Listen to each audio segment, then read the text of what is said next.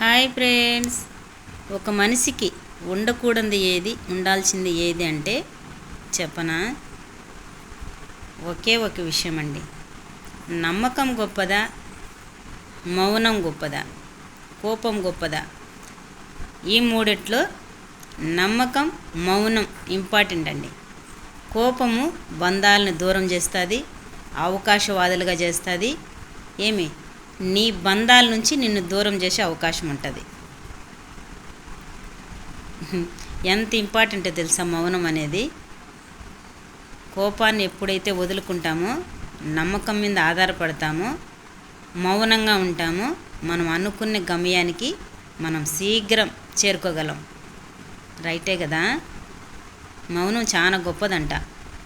కోపము వ్యర్థం, నిజం. ఈ నిజమైతే తప్పకుండా లైక్ కొట్టండి, షేర్ చేయండి. నిజమండి.